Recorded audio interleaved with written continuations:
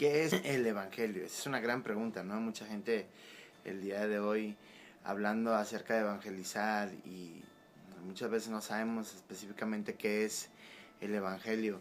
Y el día de hoy quiero llevarles a una porción de la Escritura que nos pueda descifrar qué significa esto, qué es el Evangelio. Y eso se encuentra en Efesios capítulo 2. Vamos a iniciar desde el versículo 1. Dice la palabra del Señor: y Él os dio vida cuando aún estabas muertos en vuestros delitos y pecados, en los cuales anduvisteis en otros tiempos, siguiendo la corriente de este mundo, conforme al príncipe de la potestad del aire.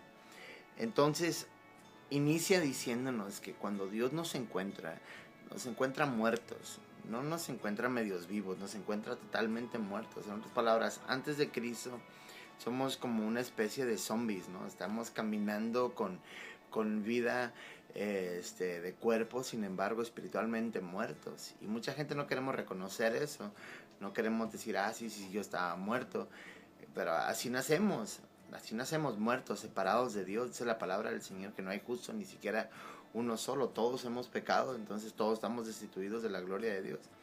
Y hemos pecado porque nacemos en pecado, pero también por decisión. Conscientemente hemos pecado en contra de Dios. Entonces nos encuentra, dice la palabra del Señor, muertos en nuestros delitos y pecados, haciendo, dice, la corriente de este mundo. O sea, nada más estábamos siguiendo lo que el mundo ofrece, nada más lo que el mundo dice. Y la cuestión es de que el mundo en sí está operado conforme al príncipe de la potestad del aire. ¿Quién es el príncipe de la potestad del aire? Pues Satanás. Y nosotros seguimos lo que el mundo hace y seguimos la corriente que el mundo nos dice, los patrones que el mundo nos ofrece. Es solamente vivir en pecado, es vivir bajo el dominio de Satanás. Entonces nada más estamos haciendo lo que los amigos hacen, lo que la tele nos dice, lo que la cultura nos enseña, y simplemente seguimos con la corriente del mundo, pues eso es opuesto a Cristo. Entonces dice, ahí estábamos muertos haciendo eso. Y aparte de eso, dice, ese es el espíritu que ahora opera en los hijos de desobediencia. O sea, ese príncipe de la potestad del aire, Satanás, es un espíritu que ahora opera en los hijos de desobediencia. Él sigue operando e imperando el día de hoy.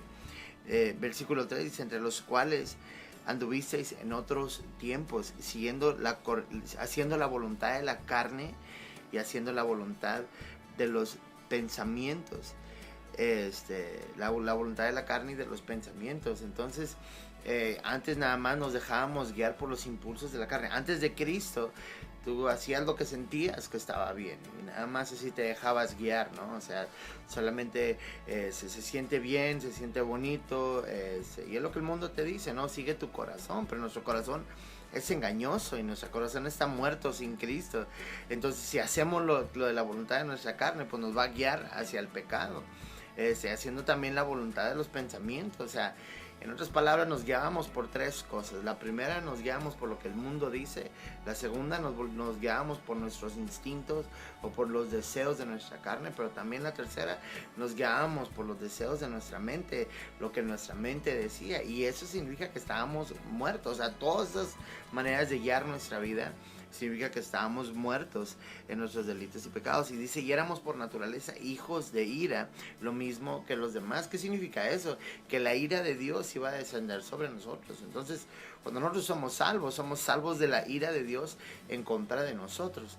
Entonces, lo mismo que todos los demás, pero aquí es donde se pone bien interesante. El versículo 4 dice, pero Dios, que es rico en misericordia, por su gran amor con que nos amó, aún estando muertos nosotros, nos dio vida juntamente con Cristo. Y aquí ese es el enunciado grande, dice, pero Dios. O sea, primero nos describe que tan mal estamos, que estamos muertos, que estamos separados de Dios. Y es importante que sepamos, porque muchas veces somos salvos. ¿Salvos de qué? Salvos de muerte, salvos de condenación, salvos de la ira venidera, salvos de la ira de Dios.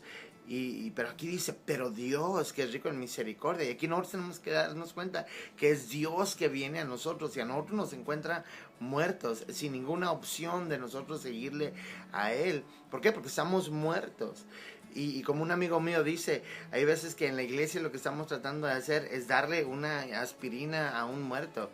Pues ¿de qué le sirve a una aspirina a un muerto? Pues porque está muerto. Solamente Dios lo puede resucitar, solamente Dios le puede dar vida. Y Él es el único que nos puede hacer nacer de nuevo. Pero Dios, que es rico en misericordia, por su gran amor con que nos amó, nos dio vida juntamente con Cristo. En otras palabras, Jesucristo nos resucita, nos hace nacer de nuevo. El nuevo nacimiento que Jesús habla en Juan capítulo 3, cuando le dice a Nicodemo, es necesario que tú nazcas de nuevo. Él nos da una vida nueva, y esa vida nueva la encontramos solamente en Cristo. Aquí nos enseña.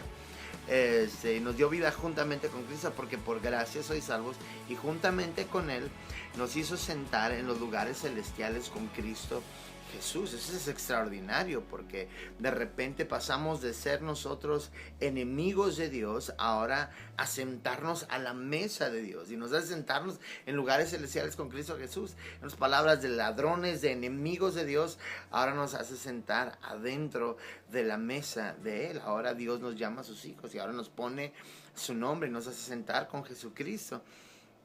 Y no solamente eso, dice, nos hace sentar en lugares celestiales, para mostrar a los siglos venideros las abundantes riquezas de su gracia en su bondad para con nosotros en Cristo Jesús. O sea, Jesucristo solamente lo hace por el afecto de su voluntad, para mostrar a los siglos venideros que Él es el Rey, que Él es Señor sobre todo.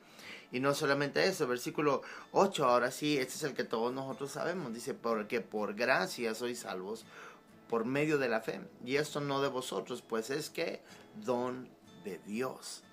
Ese versículo es bien grande. Dice, porque por gracia somos salvos. ¿Por la gracia de quién? Por la gracia de Dios. Por medio de la fe. ¿La fe en quién? La fe en Jesucristo.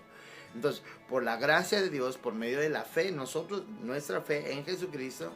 Y eso no de vosotros. En otras palabras, la fe que nosotros tenemos para creer en Jesucristo no es algo que haya nacido de nosotros, sino es un don de Dios. Y aquí versículo 9 dice, no por obras, para que nadie se gloríe. Nosotros no podemos ganar la salvación de Dios, solamente por la gracia y la misericordia de Dios.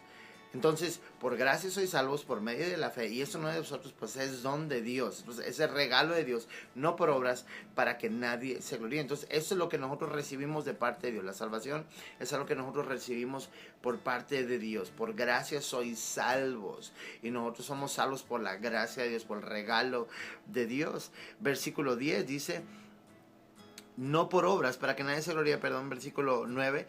Ahora sí, versículo 10 dice, porque somos hechura suya, creados en Cristo Jesús para buenas obras, las cuales Dios preparó de antemano para que nosotros anduviésemos en ellas. Y aquí nos enseña la palabra del Señor que nosotros hacemos buenas obras no para ganarnos el favor de Dios, sino como una respuesta al amor de Dios en nuestras vidas. Entonces, caminamos en buenas obras porque somos hijos de Dios. La vida cristiana es una respuesta a Cristo que vive adentro de nosotros. No es un esfuerzo de nosotros para agradar a Dios o para ganarnos el favor de Dios, sino una respuesta. En otras palabras, si tú tienes el Espíritu de Dios adentro de ti, tú vas a hacer buenas obras. Si el Espíritu de Dios vive en ti, vas a vivir para Dios. Si el Espíritu de Dios vive dentro de ti, vas a aborrecer el pecado. Si el Espíritu de Dios vive dentro de ti, vas a buscar las cosas de Dios. ¿Por qué? Si el Espíritu de Dios vive en ti, tú vas a escuchar la voz de Jesucristo y vas a seguirlo. ¿Sabes? Esta es una esencia del cristianismo. Jesucristo dice, los que son de la verdad oyen mi voz y me siguen. Y de eso se trata, que nosotros escuchemos la voz de Jesucristo y que lo sigamos. No que tratemos de imitar nada más a lo que todos los demás están haciendo, sino que nosotros imitemos a Jesucristo. ¿Por qué? Porque escuchamos su voz. Escuchamos su voz, la escuchamos porque la conocemos. Si no conoces la voz de Jesucristo y nada más estás siguiendo lo que todos los demás estás haciendo, pues eres un cristiano de bola, sigues la bola, sigues hacia donde todos los demás van, sigues la masa de personas, hacia qué es lo que hacen, levanta las manos, saltas, y de alguna manera como que tratas de fabricar respuestas a lo que todos los demás están haciendo. Sin embargo, realmente no escuchas la voz de Dios. Y aquí Jesucristo dice, los que son de la verdad oyen mi voz y me siguen. Entonces, si el Espíritu de Dios está dentro de ti, si Él realmente vive adentro de ti, entonces tú vas a vivir para Cristo, porque lo amas, porque todo lo que quieres hacer es agradable. Dios te bendiga.